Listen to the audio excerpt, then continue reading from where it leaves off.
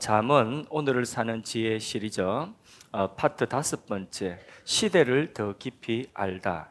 오늘은 현대 사회와 문화라고 하는 제목으로 말씀을 전하겠습니다. 지난 주일에 범사에 다 때가 있다고 했죠. 하나님이 정하신 때다. 버릴 때는 없다. 무시하고 우리에게 필요 없는 그런 때는 없다. 그래서 하나님 안에서 모든 때는 다 선하고 아름답게 갖고 가야 된다. 그것이 우리의 사명이고 또 우리의 무엇이냐 성화의 삶이라는 것을 주일날 은혜를 나누었습니다. 그 연장선상에서 하나님의 백성은 언제나 때와 시대를 아는 사람이 되어야 됩니다. 오늘 시대를 우리가 알아야 돼요. 오늘 우리가 살고 있는 세상과 이 세상의 시대를 알아야 됩니다. 이 세상의 문화를 알아야 됩니다. 그래야지 우리가 이 세상 밖에 사는 것이 아니라 이 세상 속에 살고 있기 때문에 세상을 감당할 수 있고 시대를 감당할 수가 있습니다. 우리 기독교 신앙은 믿음이 좋다 하면 저 깊은 절간에 가가지고 저 깊은 어떤 수도원에 들어가가지고 세상과 고립된 삶을 사는 그게 믿음이 좋은가 하는 그런 시간은 특별히 한 번씩 일주일이나 어떤 시간을 내어서 며칠씩 그렇게 세상과 단절된 하나님만 바라본 독대하는 그런 시간을 가질 필요는 있겠지만 우리의 나머지 모든 시간은 어디에 있느냐? 세상 속에 있거든요. 그래서 세상을 알아야 되고 우리가 시대 속에 살기 때문에 시대를 바로 이해해야 그래야지 그 시대를 감당하고 세상 속에서 믿음의 사람으로 살아갈 수가 있는 것입니다. 그래서 시대의 흐름도 우리가 이해를 해야 되고 그 시대를 분별을 할 수가 있어야 돼요. 그래서 그 시대의 조류에 휩쓸려 떠내려가는 사람이 아니라 그 시대를 감당하고 그 시대 속에서 하나님의 영광 드러내고 거룩한 삶이 무엇인지 드러내면서 살 수가 있습니다. 또 영적으로도 분별할 수가 있는 것입니다. 오늘 우리는 첨단 기술의 발전이 정말 숨가쁘게 다 따라가지 못해요. 여러분 핸드폰 다 기능 아세요? 다 저하고 비슷할걸요? 조금 더 나을 수 있겠지만 거의 비슷할걸요, 그죠? 그 기능 다 모릅니다, 그죠? 엄청난 기능이 그 속에 있습니다. 여러분 지금 AI 지금 도구 나는 챗GPT하고 제미나이하고 그 정도는 제미나이는 아직 사용해 보지 않았고 챗GPT는 몇 번씩 이렇게 사용을 하는데 그런데 그 말고도 엄청난 또 AI 도구들이 지금 많이 있습니다. 이름도 들어보지 못한 것들을 사람들이 막 사용하고 있습니다. 그냥 자기 생활로 사용하고 있습니다. 너무나 기술이 발전하고 그 기술을 우리가 다 따라가기가 버거울 정도로 빨리 발전하고 있습니다. 정보는 또 얼마나 많습니까? 그죠? 정보는 들어가면 꽉 찼습니다. 이념, 혼란스러운 상황 속에 있습니다. 그런 이념의 혼란 속에 그 이념의 양극화가 사회를 지금 갈라놓고 있는 이런 시대 속에 있습니다. 그러면서 그 양극화된 이념의 양극단에서 서로를 향하여서 분노하고 정오하고 있는 이런 세상 속에 우리가 살고 있습니다. 세상의 현상을 다 나열할 수가 없습니다. 잠언은 고대의 지혜서입니다. 그러나 성경이기 때문에 이 말씀은 진리입니다. 수천 년 전에 기록된 지혜의 말씀인데도 오늘 수천 년이 지난 오늘 현대 최첨단 이 현대의 복잡한 상황들을 다 품고 설명하고 오늘 이 상황 속에서 우리가 어떻게 살아야 되느냐를 보여주는 지혜의 말씀이 바로 수천 년 전에 하나님이 성경 기자들을 통하여 기록하게 하신 바로 잠언의 말씀입니다. 우리 잠언을 통해서 시대를 바로 이해하고 그리고 잠언을 통하여서 우리가 어떻게 살아야 되는지 그 오늘을 사는 지혜를 얻기를 주님의 이름으로 축복합니다. 오늘은 신뢰가 많이 무너져 있는 그런 시대입니다. 사람 다 믿을 수 있습니까? 사람 다 못 믿죠, 그죠? 그러니까 진실한 소통이 사라지고 신뢰가 무너져 있는 이런 시대입니다. 교사가 학생들, 학부형들 또 학생들, 학부형들이 학교에서 교사를 신뢰하지 않습니다. 그래서요, 우리 딸도 선생이 교사가 되기 위해서 공부를 했는데 지금도 한 번씩 마음속에 그런 회의가 들고 그래서 마음속에 과연 이런 현실 가운데 제가 어릴 때부터 교사가 꿈이다. 학교에서 아이들에게 선한 영향을 미치고 싶다. 이런 꿈이 있었거든요. 그런데 지금 과연 교사가 되어서 오늘 이 교권이 무너진 이 시대에 얼마만큼 교실에서 학생들에게 선한 영향력을 미칠 수 있을까 회의가 된다는 거죠. 예. 그러니까 그런 생각들을 할 수 있는, 그러니까 이 신뢰가 다 무너져 버린 이런 시대에 살고 있습니다. 자, 잠언 13장 17절 말씀, 오늘 본문이죠. 한번 읽어보겠습니다. 시작. 악한 사자는 재앙에 빠져도 사신은 양약이 되느니라. 여기 악한 사자, 이 사자는 뭐 이야기하는 거죠? 오르릉 그겁니까? 아니죠. 메신저. 예. 악한 메신저. 고대 사회에서 이 사자, 메신저는 국가의 운명을 좌우하는 그런 역할을 감당할 때가 많았습니다. 그 사자의 말이 왜곡되면 전쟁이 일어나고요. 사자의 말이 또 지혜로우면 전쟁이 일어날 것도 평화를 유지하는, 그게 바로 뭐냐면 이 사자, 메신저의 역할이에요.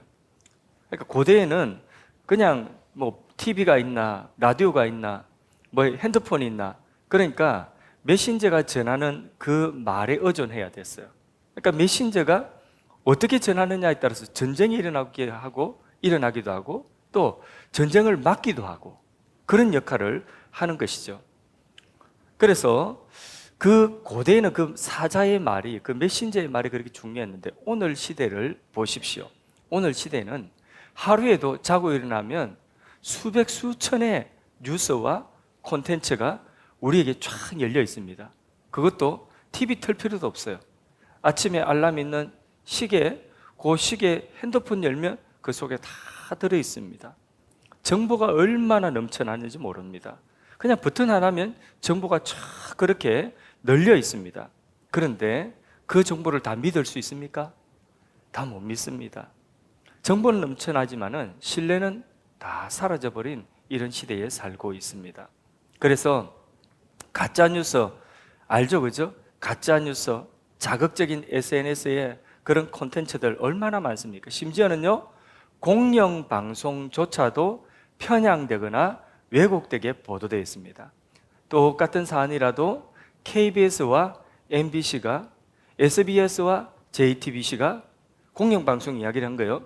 공영방송이 똑같은 사안이라도 방송한 내용이 조금씩 다릅니다. 어조가 조금씩 다른 게 아니라 어떤 경우에는 완전히 다릅니다. 공영방송도 어느 말을 들어야 될지 모르는 이런 시대에 살고 있습니다. 이 말은 어떤 방송은 편향될 수 있다는 거죠. 어떤 방송은 객관적이지 못하고 왜곡될 수 있다는 것을 우리에게 보여주는 겁니다. 그런 세상입니다. 자, 자신이 듣고 싶은 말을 그래서 사람들은요 듣는 것이고, 그 사람들이 듣고 싶은 말들을 언론이 해주는 겁니다.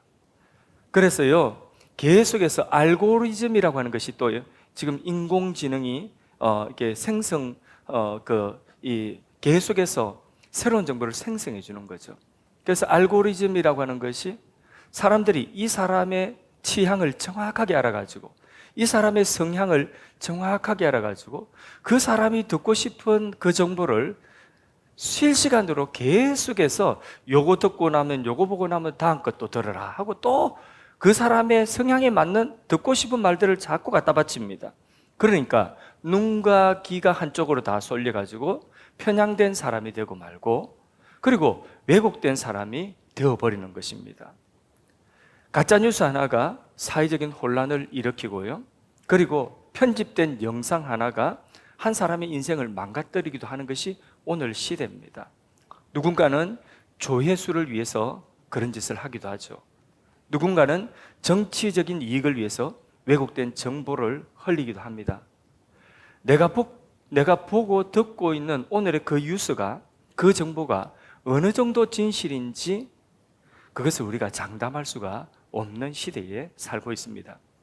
자고로 정부와 언론이, 그 정부와 언론의 말을 국민들이 신뢰할 수 없는 그런 사회가 되면 시민이 권력과 그리고 경찰에게 어떤 취급을 당할지 안심할 수 없고, 또 언론이 공정되게 그것들을 용기 있게 전해주지 못하는 그런 사회를 우리가 겪었는데, 그런 사회는요 곧 오래 가지 못하고 무너지는 것을 우리는 보아왔습니다. 진실이 무너지면 사회도 함께 무너지게 되어 있는 것입니다. 건강한 사회는 진실한 언론과 소통 위에 세워지게 되어 있습니다. 오늘 시대는 정보의 속도는 무진장 빠르고 정보의 양은 무진장 많습니다. 그러나 진실을 보장해 주지는 못하고 있다는 것이 오늘 시대의 특징입니다. 따라서 오늘의 시대를 우리가 깊이 안다는 것은 얼마나 많은 정보를 우리가 알고 있고 대하고 있느냐, 그게 아니라 그 많은 정보들을 다 신뢰할 수 없다는 것이 얼마나 심각한지 아는 그것이 오늘 시대를 제대로 아는 것인 줄로 믿습니다. 동시에 우리는 물어봐야 돼요. 나 자신에게, 나는 이런 시대 속에서 충성된 그런 사신인가? 여기 악한 사자는 재앙에 빠지게 하고 충성된 사신은 양약이 된다 했어요. 그러면 나는 누군가에게 메시지를 전하는 사람인데, 우리는 다 증인 아닙니까? 예수 믿는 사람 다 증인이죠, 그죠? 맞죠? 제자들은 다 증인이에요. 예수 믿는 우리 모든 그리스도인들은 누구를 전하는 증인입니까? 예수님 전하는 증인이죠, 그죠? 말로 전하고 삶으로 전하는, 어쩔 수 없이 우리는 그리스도인이기 때문에 우리는 다 사신이에요. 전하는 사람이에요. 메신저예요. 그러면 우리는 오늘 이 시대 속에서 정말 여기 말씀하고 있는 양약이 될 수 있는 충성된 사신인가, 아니면 악한 사자가 되어서 세상을 자꾸 재앙에 빠지게 하는 그런 사신인가, 우리가 그것을 다시 한번 우리 자신을 돌아봐야 되는 줄로 믿습니다.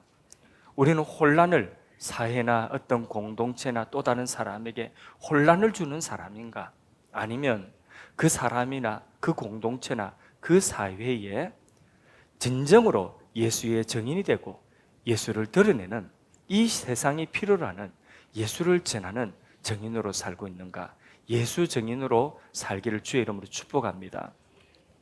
이 세상은요 선이 미움을 받고 공격을 받는 그런 시대입니다. 그것은 옛날부터 그래왔습니다. 특히 요즘에는 사회의 이념이 양극화되면서 더 그렇습니다. 자, 잠언 29장 10절 말씀을 한번 읽어보겠습니다. 29장 10절입니다. 읽습니다. 시작.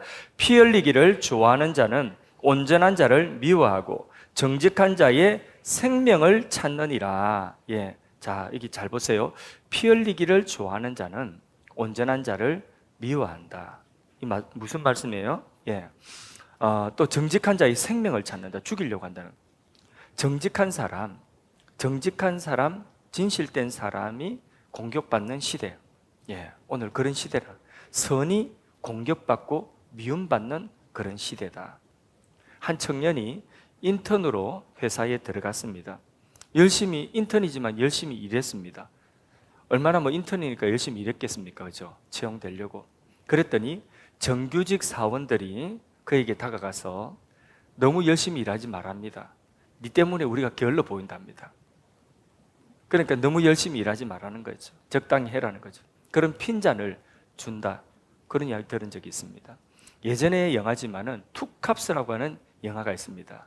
거기 보면 형사가 나오는데 막 뇌물받는, 유흥업소에 뇌물받는 형사가 나옵니다. 그런데 그 뇌물을 받지 않은 깨끗한 형사가, 그 깨끗한 형사가 등장을 합니다. 신입으로 들어오죠.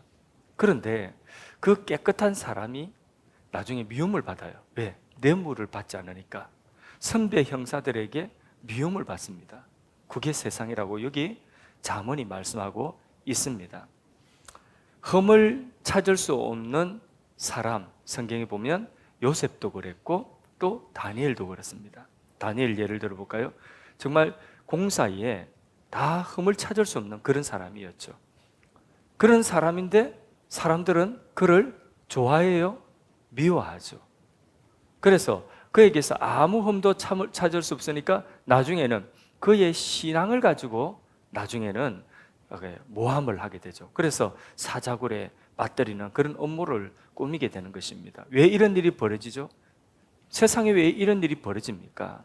그것은 선이 드러나면 악이 불편하기 때문에 악은 선을 미워하게 되어 있는 것입니다. 잠언 29장 8절 말씀 같이 한번 읽어보겠습니다. 시작. 거만한 자는 성읍을 요란하게 하여도 슬기로운 자는 노를 거치게 하느니라. 세상에는요, 그게 선이든지 그거 상관없습니다. 세상에는요, 누구든지 자기 이익만을 위해서 살아가는 그런 세상입니다. 방금 읽은 잠언 29장 8절 보면 거만한 자는 성읍을 요란하게 한다, 그래 말씀했습니다. 여기 성읍을 요란하게 한다 이 말씀을 직역하면 성읍에 불을 지른다는 뜻입니다. 그러니까 오늘 말하면 대중들을 선동하고 의심하게 하고 그리고 불신하게 하고 분열을 조장하고 그리고 막 분노를 일으키고 그런다는 뜻이에요. 그래서 이 사회에 분열을 조장해서 막 불을 일으켜 성읍에 불을 일으킨다는 것입니다. 그 성읍을 요란하게 한다는 뜻이 그런 뜻입니다. 오늘날 이 정보는 그런 것입니다. 자극적인 말로 사람들의 분노를 부추깁니다. 그런데 다 정의롭다고 생각하면서 분노를 일으킵니다. 그래서 분노를 부추기는 글들이 얼마나 많고 영상이 얼마나 많은지 모릅니다. 낚시가 될 만한 그런, 야, 이거 보니까 아이고 이거 한번 봐야 되겠구나 하고 보면 별 게 없어요. 제목이 답니다. 그 다 이게 시간 빼앗아간 도둑이 도둑. 많이 속았죠? 그죠? 시간 빼앗아간 도둑입니다. 그 딱 제목 보고 낚시 걸린 거예요. 그래서 아이고 낚시구나. 뉴스도 그래요. 여러분, 집단적으로 누군가를 비난하고 공격하고 이러면 그런 영상의 조회수가 얼마나 올라가는지 모릅니다. 사람들의 분노를 증폭시키는 거예요. 막 그런 세상이에요. 자극적인 제목과 분노를 유발하는 그런 어떤 자극적인 제목일수록 조회수는 축축축축 올라갑니다. 그리고 분노는 확산되고 막 조롱과 냉소 이런 것들이 빠르게 확산됩니다. 그리고 사회를 가르는 거예요. 양극화시키고 자꾸 가르는 것입니다. 흔들어 놓습니다. 이게 바로 뭐냐? 이게 잠언 29장 8절에 거만한 자는 성읍을 요란하게 하는 거다. 성읍에 불 지르는 것이다. 그런 뜻입니다. 그래서 오늘 SNS에 뭐 집단적인 어떤 막 이게 말로 공격하는 이런 공격들은요, 성읍에 불 지르는 모습하고 똑같습니다. 다를 거 하나도 없습니다. 잠언은 오늘 이런 사회 현상을 정확하게 수천 년 전에 진단을 하고 있습니다. 시대를 바로 아는 사람은 슬기로운 자인데, 슬기로운 자는 뭐라고 말씀하고 있습니까? 슬기로운 자는 그 분노를 거치게 한다, 이렇게 말씀하고 있습니다. 분노의 흐름에 휩쓸리지 마세요, 여러분. 그런 거 보면서 분노의 흐름에 휩쓸리지 마십시오. 우리 스스로 물어야 돼요. 나는 분노의 흐름에 휩쓸려가지고 불을 같이 지르는 사람인가? 아니면 그 잘못된 분노에 불을 끄는 사람인가? 한 사람이라도 꺼줘야죠. 그거 다 믿지 마 하고 그냥 찬불을 끼얹어줘야 돼요. 불을 끄는 사람이 돼야 되는 줄로 믿습니다. 잠언이 우리에게 좀 오늘 시대를 바로 보게 하는 지혜예요, 이게. 오늘 너무나 혼탁하기 때문에 그래요. 잠언은 세상을 진동시키는 일들이 많이 있다. 다시 말해서 세상을 진동시킨다, 막 어지럽게 하는 그런 일들에 대해서 말씀하고 있습니다. 잠언 30장 21절에서 23절 사이의 말씀을 같이 또 읽어보도록 하겠습니다. 읽습니다. 세상을 진동시키며 세상이 견딜 수 없게 하는 것이 서너시 있나니 곧 종이 임금된 것과 미련한 자가 음식으로 배부른 것과 미움받는 자가 시집간 것과 여종이 주모를 이은 이것이니라. 아멘. 미련한 자가 음식을 배부른 거 좀 이해가 안 되지만은 미련한 자는 굶어야 되는데 잠언의 지혜로는 심은 대로 거두기 때문에 미련한 자가 부자 되는 것, 그게 부조리라는 거예요. 그 말입니다. 미움받는 여자는 시집도 못 가야 되는데 시집 가가지고 그것도 부조리라는 거예요. 근데 그런 모든 것들을 포함하고 있는 말씀이 뭐냐면 바로 종이 임금된 것이다. 여종이 주모의 자리를 차지하는 것이다. 이런 거예요. 그러니까 능력이 없는 종이 임금이 됐다. 그게 재앙이라는 거죠. 자격을 갖추지 못한 여종이 여주인이 되었다. 이게 재앙이라는 것입니다. 이 일의 결과는 재앙이다. 그래서 세상이 그것을 견딜 수 없어 한다. 그 말씀입니다.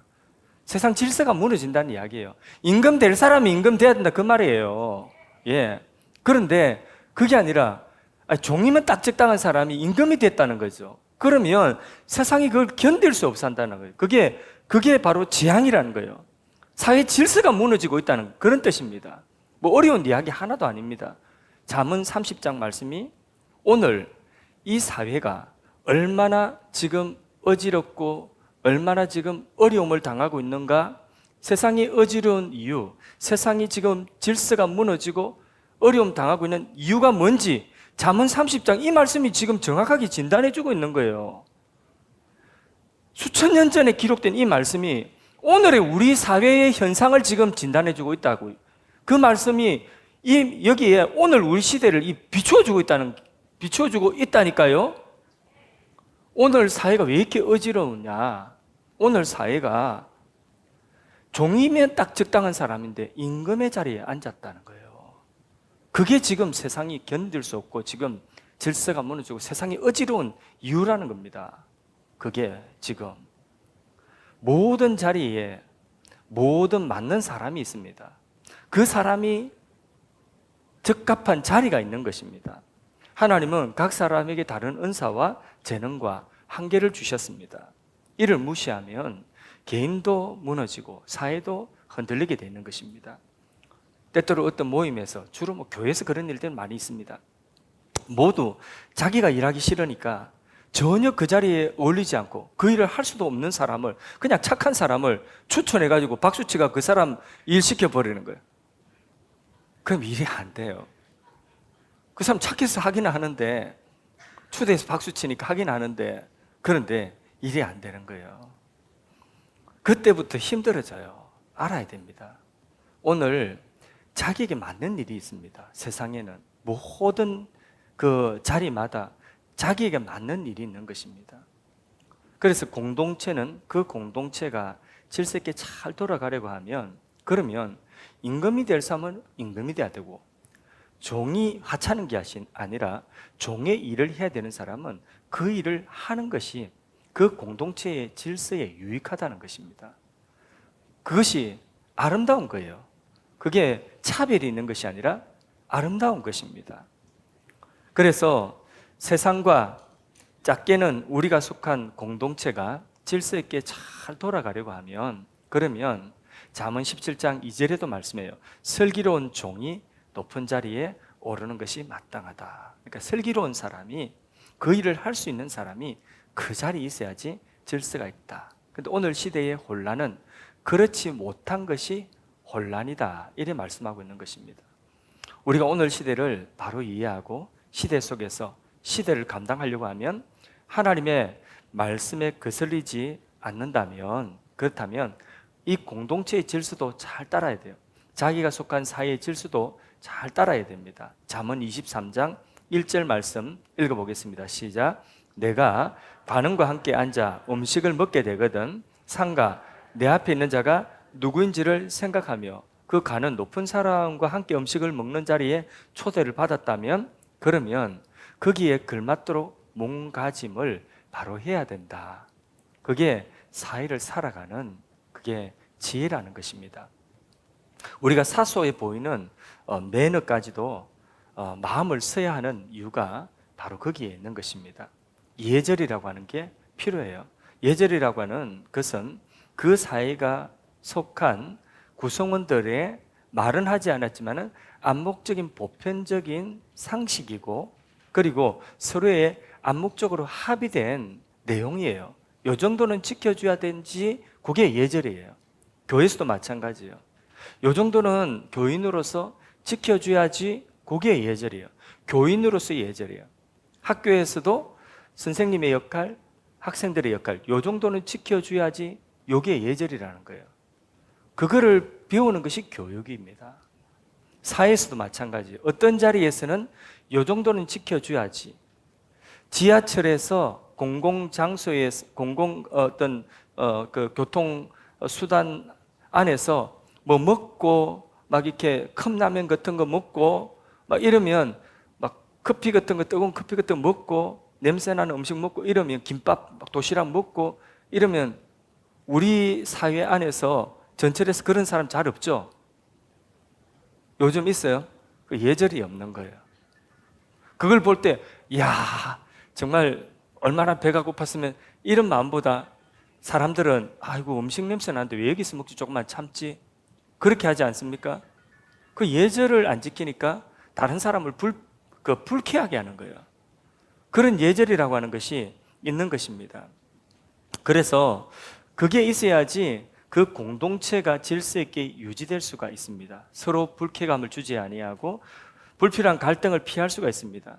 교회에서의 예절이 있고 직장에서의 예절이 있고 사회에서의 예절이 있습니다.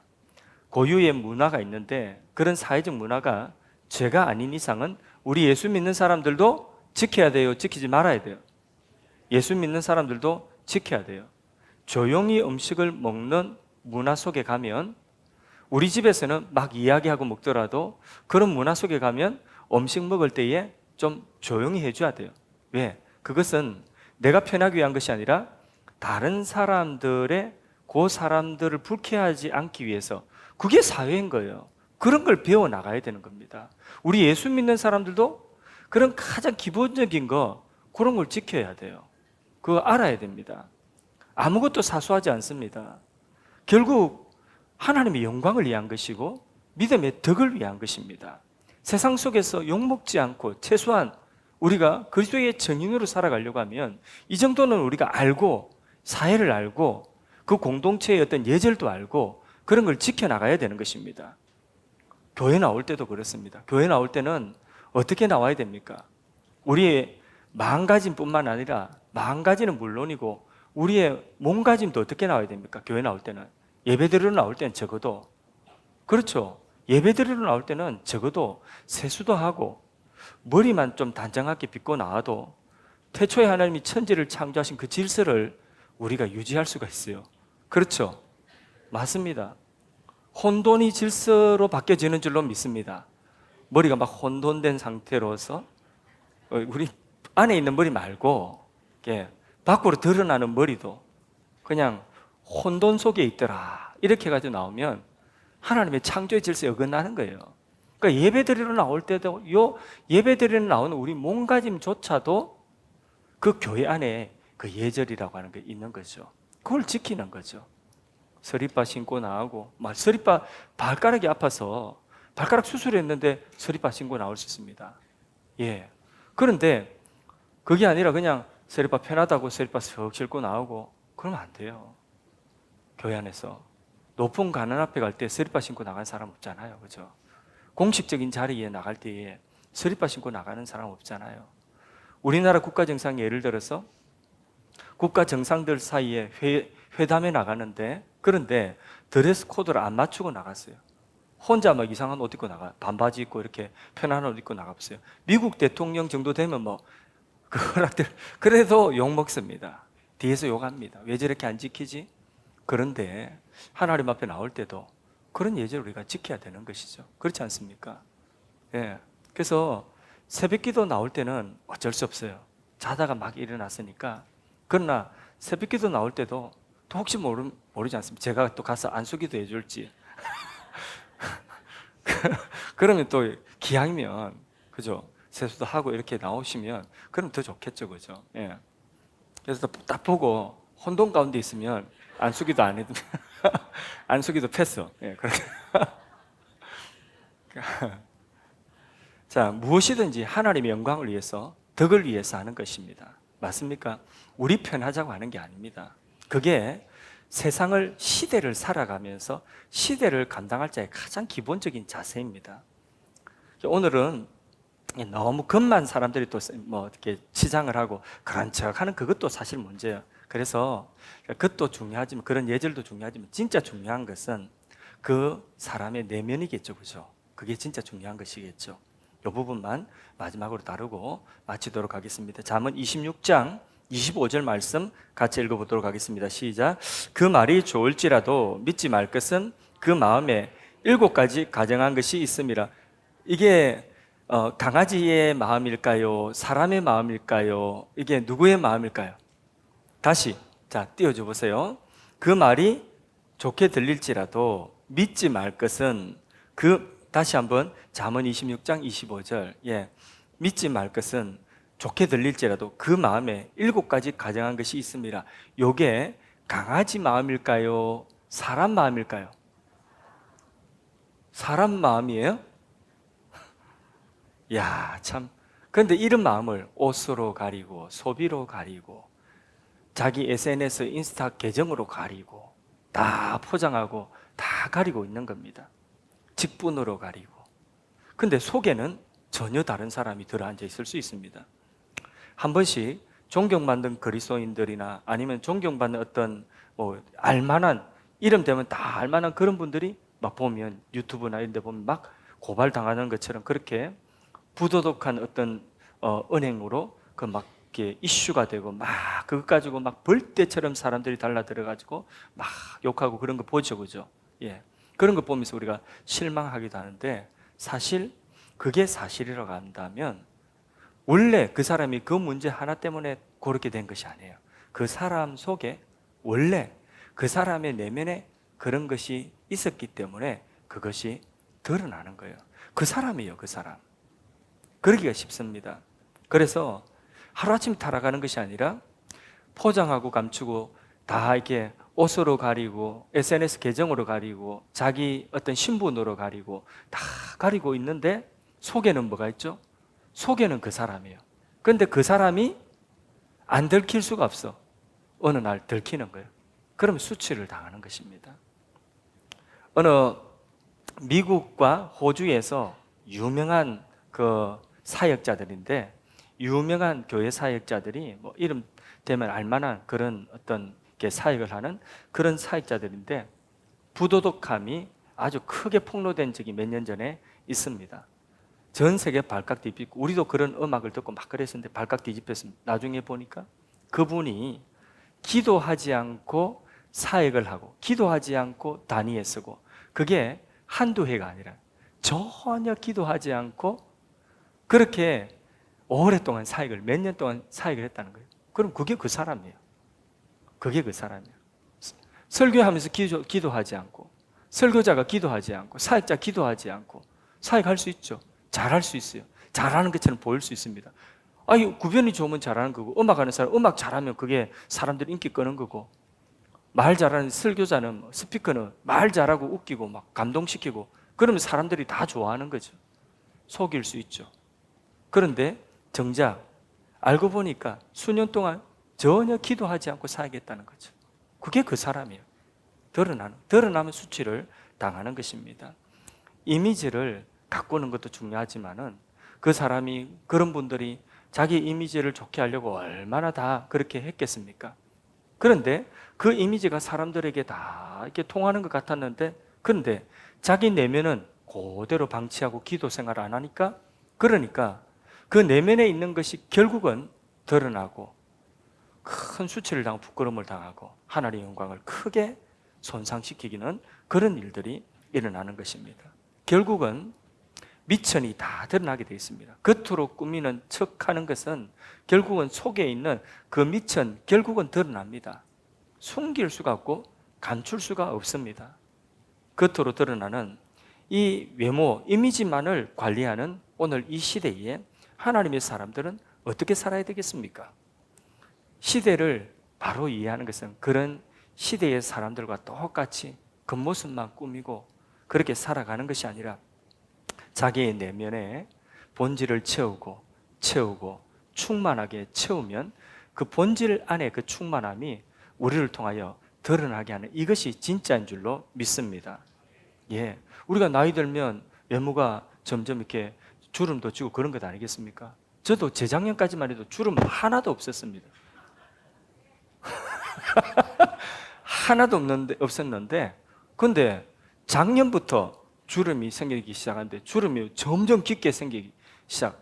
그래서 자꾸 우리 집에서는 이거 집어 올리라고, 눈을 못 뜨니까 집어 올리면 된다는데 그래서 나는 안 한다 이렇게. 집어 올리라고, 자꾸 눈 뜨기 힘든데 집어 올리라고 이렇게 하는데 이거 이마가 이렇게 굵게 이렇게 자기 주름이 가더라고요. 이렇게 눈을 뜨는데 이마의 힘으로 이게 눈을 뜨게 되더라고요. 그러니까 자꾸 주름, 그게 나이 드는 거죠, 그죠? 그죠? 그거를 뭐 하는 것도 좋고 안 하는 것도 좋지만은 그걸 꾸며서 이렇게 조금이라도 주름이 안 지게 하는 것도 좋고 안 하는 것도 좋고, 그러나 더 중요한 것은 나이가 들어서 그 나이만큼의 인생의 품위가 있어야 되는 거죠. 신앙의 경륜이 있고 존경받을 만한 고귀한 인품이 있어야 되는 거죠. 신앙의 가치가 있어야 되는 것이죠. 그게 사실 더 중요한 것 아니겠습니까? 그러니까 아무나 저분을 보니까 그분의 인생의 경륜과 신앙의 경륜을 아무나 함부로 대할 수 없는 그런 신앙의 인격을 갖추는 것, 그게 사실은 더 중요한 것인 줄로 믿습니다. 자, 말씀을 맺습니다. 오늘 시대를 우리가 안다는 것은 세상 뉴스와 정보를 많이 접한다는 그런 뜻도 아닙니다. 그것은 세상에 거짓된 것이 너무 많습니다. 거기 속지만 않으면 됩니다. 세상은 혼란스럽지만은 지혜로운 자는 시대를 분별하고 그런 것에 속지 않고 그런 물결에 휩쓸리지 않고 그런 조류에 떠내려가지 않는 것입니다. 그 가운데서 중심을 잡고 서서 자신의 내면에 진짜 우리 그리스도인다운 그 모습을 우리가 가지고 우리 안에 있는 그 예수 그리스도가 우리를 통하여 세상에 드러나는 것. 그래서 오늘 처음 읽었던 잠언의 말씀처럼 세상을 향해서 우리가 슬기로운 메신저가 되는, 세상의 양약이 될 수 있는, 그것을 예수님께서는 너희는 세상에, 어두운 세상에 뭐라고 했어요? 빛이다. 잠언에서는 양약이다. 썩어가고 부패한 세상에 너희는 소금이다. 그것을 여기 잠언의 말씀에 뭐라고요? 너희는 양약이다. 세상에 양약이 되는 그런 그리스도인들 되기를 주님의 이름으로 축복합니다. 그것이 바로 우리가 시대를 알아야 되는 이유고, 그리고 그 시대 속에서 우리의 사명이고 우리가 써야 되는 자세를 바로잡는 그런 비결인 줄로 믿습니다.